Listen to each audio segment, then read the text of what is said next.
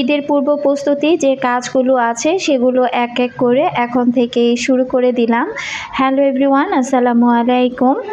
অনেকগুলো আদা রসুন আনা হয়েছিল, তো আদা রসুনগুলো খুব সুন্দর করে আমি ছুলে রাতের বেলায় রেখে দিয়েছিলাম।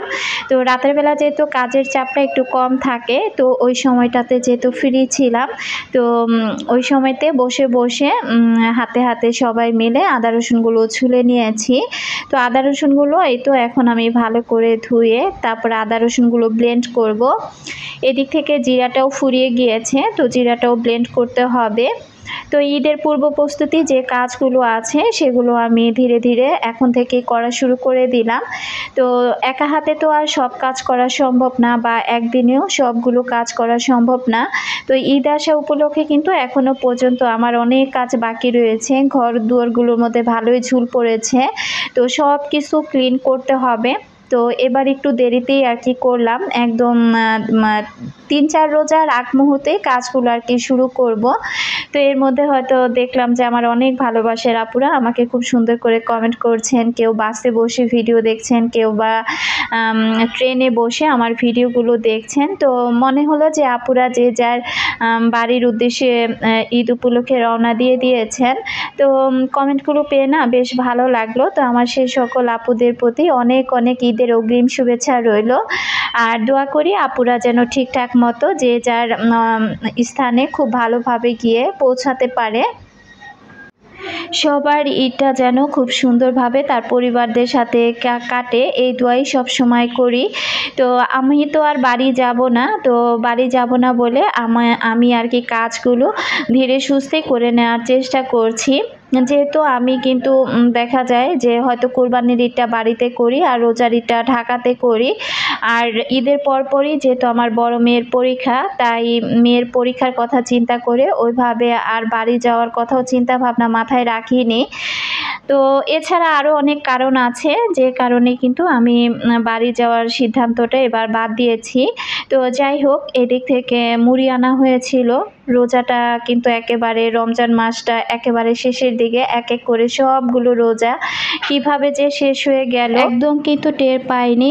মনে হলো এই তো সেদিনই রোজা আসলো, আর রোজার জন্য সব প্রস্তুতি আমরা খুব সুন্দরভাবে নিলাম। নিতে না নিতেই মনে হলো যে আবারও রোজাগুলো কিভাবে যেন ফুরিয়ে গেল। জানি না আবারও একটা বছর পরে এই রমজান মাসটা আবার ফিরে পাবো কি না আমাদের জীবনে। তো আল্লাহ পাক যদি বাঁচিয়ে রাখে হয়তো বা পাবো, আর যদি না থাকি পৃথিবীতে তাহলে তার হবেই না। তাই খুব খারাপ লাগাও কাজ করে। আসলে এই রমজান মাসটা যে কত একটা ভালো লাগার মাস ছিল সেটা বলে বোঝাতে পারবো না। তো যাই হোক, এদিক থেকে আমি এই যে মুড়িগুলো খুব সুন্দর করে চেলে নিলাম। 1 কেজি মুড়ি আনা হয়েছে। আর মুড়ি তো সবসময় এমনিতেই আমার ঘরে দেখা যায় খাওয়া হয়, যার কারণে বেশি আনা তো সমস্যা হয়নি। তো এদিক থেকে আমি জিরাগুলো টেলে নিলাম। আর তেল রিফিল করতে করতে অবস্থা খারাপ। আসলে রোজার মাস তো ভাজা পোড়ার আইটেমগুলো একটু বেশি থাকে, তো তেলটাও কিন্তু খুব দ্রুত শেষ হয়ে যায়। তো এখন ভাবলাম যে তেলটা রিফিল করে ফেলি। কাজগুলো 2-1 মধ্যেই আমি আমার ঘরের কাজগুলো করব।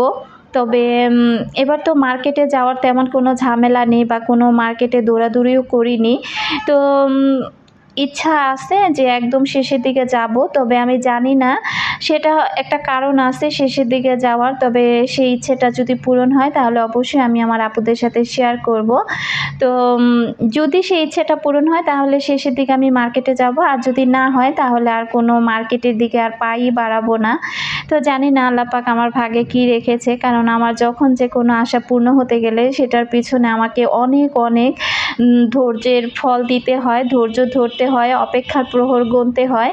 তো দেখি, এখানেও আমি অপেক্ষা করছি কবে নাগাদ কি হবে, সেটা মহান আল্লাহ পাকই ভালো জানে। তো এদিক থেকে চিনি ছিল না, চিনিটাও রিফিল করে নিলাম।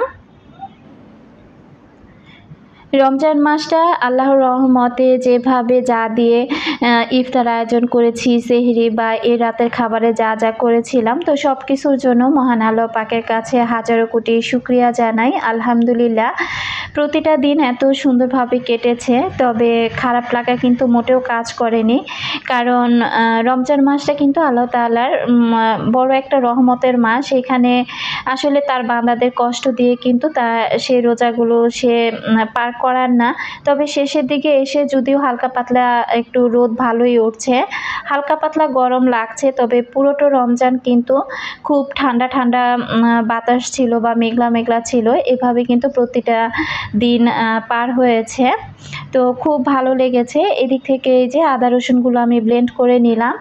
তো এখানে 1 কেজি আদা আর 1 কেজি রসুন ছিল। তো এই আদা রসুনগুলো দিয়ে ঈদের সময়টা আমার খুব সুন্দরভাবে পার হয়ে যাবে। আর যদি সময় সুযোগ পাই তাহলে আবারও দেখা যায় দেখি নিয়ে আসবো আরেকটু পরিমাণে আদা রসুন। আজকের ভিডিওটা এমন হয়েছে, কাজ করতে করতে এমনভাবে কাজ করেছি, তো মাঝখান থেকে দেখলাম যে গতকালকে পুরাতন কিছু ভিডিও ছিল, সেই ভিডিওগুলো আমি ডিলিট করতে গিয়ে এখানকার অনেক কিছুর ভিডিও আমি ডিলিট করে ফেলেছি। তো আশা রাখছি আমার প্রিয় আপুরা বুঝতে পারবেন। আসলে শেষ সময়ে এসে ভাজা পোড়া করে যেভাবে টেবিলটা সাজিয়েছিলাম, তো সেটা আর আমি সাজাতে পারিনি। তো ওই ভিডিওগুলোই আমি ডিলিট করে ফেলেছি। মাঝে মাঝে এমন একটা অবস্থা হয় যে মাথায় ঠিক থাকে না, ডিলিট করতে করতে দেখা যায় যে ভিডিওগুলো আমি আমার ছাড়াই হয়নি, সে ভিডিওগুলো না আমি ডিলিট করে ফেলি। এমন একটা পরিস্থিতি হয়ে যায়, তো কি আর করা। তো যখন যেভাবে ভিডিওটা এখন আসে এভাবে ভাবলাম যে আমার আপুদের সাথে শেয়ার করে ফেলি। তো এখানে আমি ব্লেন্ডার মেশিনটা খুব সুন্দর করে এই তো পরিষ্কার করে নিলাম। যখনকার কাজ তখনই যদি করে নেওয়া যায় তাহলে কিন্তু আর তেমন কোনো কষ্টই হয় না। তো মাশাআল্লাহ 4 বাটি আদা রসুন হয়েছে, একটাতে একটু কম হয়েছে, ওগুলো আমি ডিপ ফ্রিজে রেখে দিলাম। আর এদিক থেকে আমি আলু আর ডিম দিয়ে আজকে আরেকটা ইফতার আইটেম তৈরি করছি। তো এখানে আমি আবার সেমাই নিয়েছি, আর ওই যে গত ভিডিওতে দেখিয়েছিলাম যে আমি ব্রেড দিয়ে আর আলু দিয়ে একটা স্ন্যাক্স তৈরি করেছিলাম, সেই ডিমটা রয়ে গিয়েছিল। তো সেই ডিমটাই আবার ফ্রিজ থেকে বের করে আমি একটু কালো গোলমরিচের গুঁড়া দিয়ে নিয়েছি। ইচ্ছে হয় যে অনেক কিছু বানাই, অনেক আইটেম তৈরি করি, তবে এই ধরনের আইটেমগুলো তৈরি করতে গেলে এই কাজগুলোর মধ্যে কিন্তু অনেকটা সময় দিতে হয়। তো ওইভাবে তো আর সময় দিতে পারি না একা হাতে সব কাজ করার পর। এরপর কিন্তু আর কোনো এনার্জি আসে না যে এটা সেটা তৈরি করি। তো এদিক থেকে আলু আর ডিম দিয়ে এখানে আমি কালো গোলমরিচ দিয়েছিলাম, তারপর ধনিয়া পাতা দিয়েছিলাম, একটু মরিচের গুঁড়া, জিরার গুঁড়া, তো সব কিছুই দিয়েছিলাম, একটু পেঁয়াজ বেরেস্তা দিয়েছিলাম, কাঁচা পেঁয়াজ দিয়েছিলাম, তো আরও অনেক কিছুই দিয়েছিলাম। তো সব কিছু দিয়ে আমি এই তো এটা বানিয়ে নিয়েছি। তো এটা না আজকে আমি লাল আলু দিয়ে বানাচ্ছি, বগুড়ার যে লাল আলুটা হয় সেই আলুটা। কারণ এই আলুটা সেদ্ধ হওয়ার পর এটা একেবারে আঠালো আর একদম শক্ত শক্ত হয়। আর আমাদের দেশে যে আলুগুলো আছে এই আলুগুলো দিয়ে বানাতে গেলে দেখা যায় যে কিছুক্ষণ পরে পানি ছেড়ে দেয় আর একদম নরম আর চিপচিপে হয়ে থাকে। যার কারণে আমি সেই লাল আলুটা দিয়েই এই স্ন্যাক্সটা তৈরি করছি।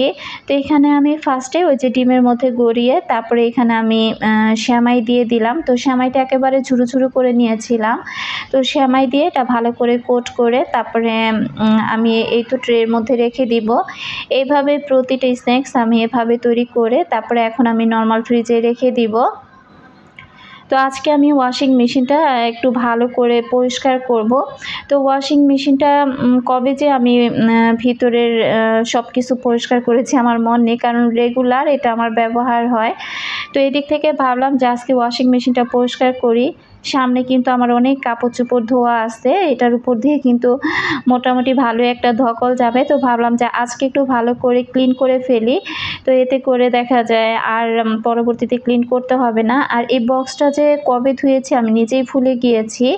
তো হঠাৎ করে মনে হলো যে দেখি এটার মধ্যে কোনো ময়লা জমেছে কি না। আর এটা বের করে দেখতে পেলাম যে বাপরে বাপ, এটার অবস্থা একেবারে খারাপ হয়ে গিয়েছে। তো এটা আমি এখন ভালো করে খুলে আপনাদেরকে দেখাচ্ছি কি প্রচুর পরিমাণে ময়লা এখানে আটকে আছে। তো এটা কিন্তু জবার আব্বু দেখলে একটু রাগ করতো যে তুমি এত কিছু পরিষ্কার করো, তবে ওয়াশিং মেশিনের এটা কি তোমার চোখে পড়েনি? এটা প্রতি সপ্তাহে একবার খুলে তো তুমি চাইলে পরিষ্কার করতে পারো। তবে না, আমি আলসেমি করে আর কি খুলিনি যে একটু ভালো করে ময়লা হোক, তারপর আমি এটা ক্লিন করে দিব।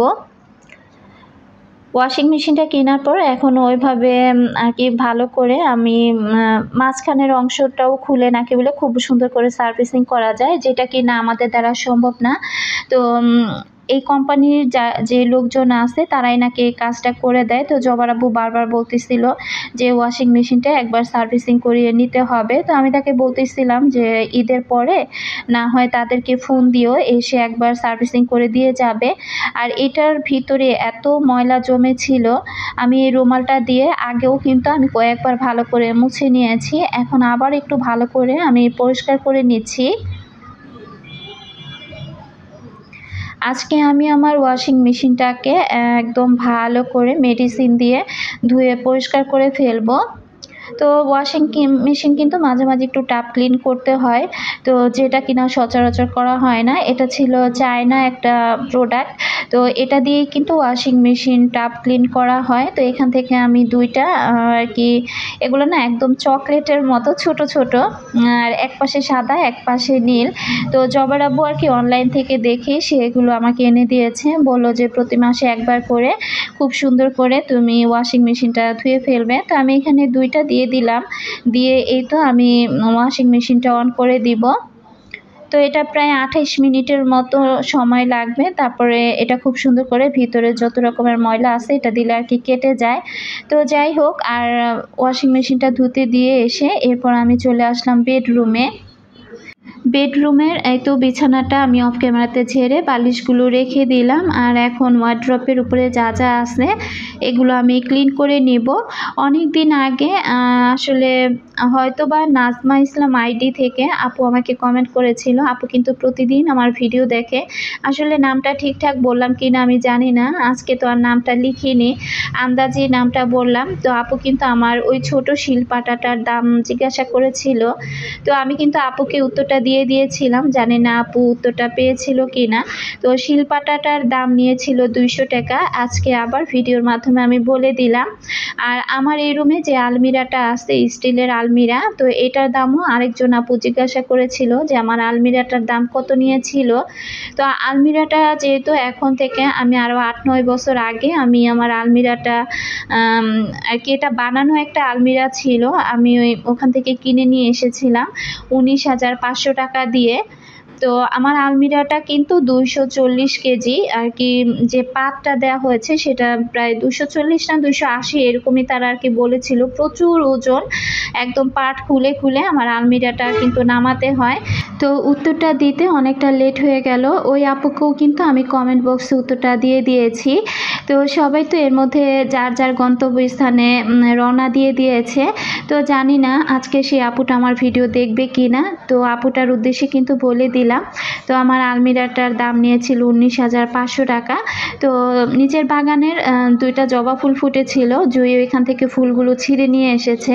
তো এনে বলতেছে আম্মু ডাইনিং টেবিলে সাজিয়ে রাখো। তো নিজের বাগানের জবা ফুল দিয়ে কিন্তু ডাইনিং টেবিলটা একটু আর কি পানি দিয়ে একটা বাটির মধ্যে সাজিয়ে রেখে দিলাম। আর এখানে আমি লুচি বানাবো আজকে বিকেলে ইফতারির জন্য। তো লুচি বানানোর জন্য আমি এখানে ময়দার ডোটা আগে করে রেখেছিলাম, আর পিঁড়িতে করে না আসলে ওইভাবে নিচে বসে লুচি বেলে তারপরে উপরে উঠে বারবার ভাজাটা একটু বিরক্তিকর। তো আমি এই জায়গাটা খুব ভালো করে ক্লিন করে আমি এই টাইলসের উপরেই আর কি লুচিগুলো বানিয়ে নিয়েছি। তো আজকে কিন্তু লুচির সাথে ডালও রান্না করেছিলাম, তবে ওই যে বললাম না যে ভিডিওটা ডিলিট হয়ে গিয়েছে, আমি কিন্তু ডাল রান্নাটাও শেয়ার করেছিলাম। তো যাই হোক, যেটা ডিলিট হয়ে গিয়েছে আশা করি আমার আপুরা বুঝে নেবেন, কারণ লুচি তো আর শুধু শুধু খাওয়া যায় না, ডাল দিয়ে খাওয়া যায়। তো আজকের ইফতার আয়োজনে আমি তেমন কোনো কিছুই রাখিনি। প্রথম লুচিটা না একেবারেই ফুলিনি, তো লুচিটা একেবারে কেমন যেন হয়ে আসছে, আমার মনটাই খারাপ হয়ে গিয়েছে। আসলে আমি না তেমন ভালো কোনো লুচি বানাতে পারি না। তো যা পারছি তাই আলহামদুলিল্লাহ, হয়তোবা রেগুলার বানালে যদি লুচিগুলো আর কি ভালো হতো।